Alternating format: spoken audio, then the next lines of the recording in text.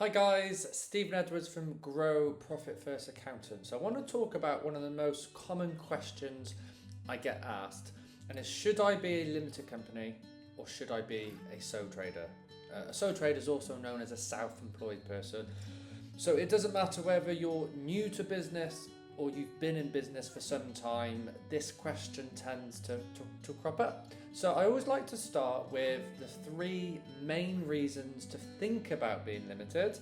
And if none of these reasons are important for you, they're not relevant to you, then you probably don't need to worry about being limited. So the three main reasons to potentially go into a limited company, either at the start or later on.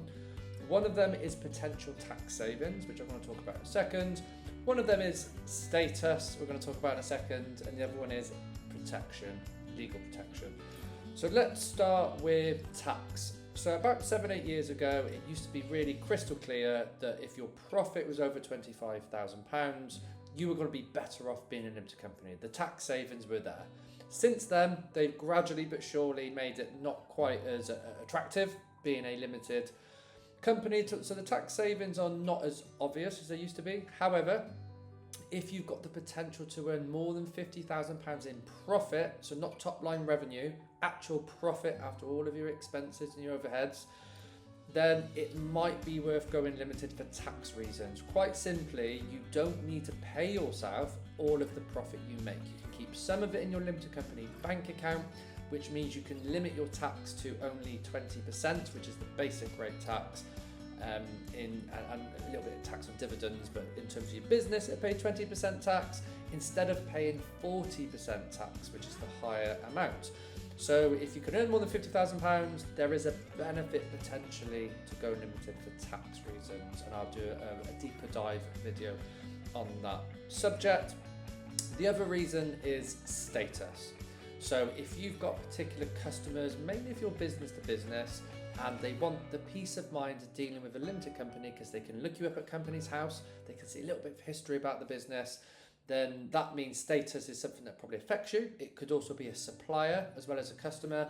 If, however, you're a hairdresser, you're a tradesman, and you're business to C, business to customer, they probably don't really care about the status of you being a limited company. That being said, some of your business to customers will be business owners, and they might actually look you up on Companies House. So it can't really do no harm, but my advice would be, if status hasn't been a problem so far, don't worry about it. The final one is protection. So if you've probably heard that if you're a limited company, you're more protected. So you are more protected to some extent. It doesn't mean that you can take out loads of finance in your limited company and not worry about paying it back, because you'll still have what we call a director's guarantee. You'll still need to sign the paperwork to guarantee those loan repayments, so it doesn't really cover you there.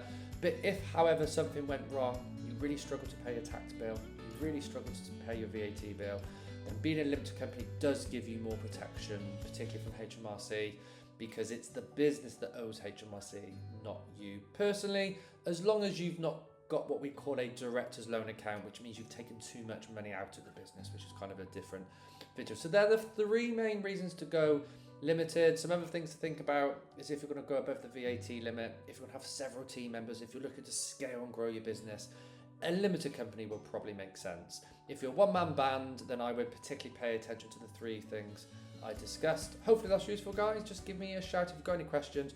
More than happy to have a no obligation free chat. You can go onto our website, Profit First Accountants, and you can book a free discovery call if you want a free chat with me or my team.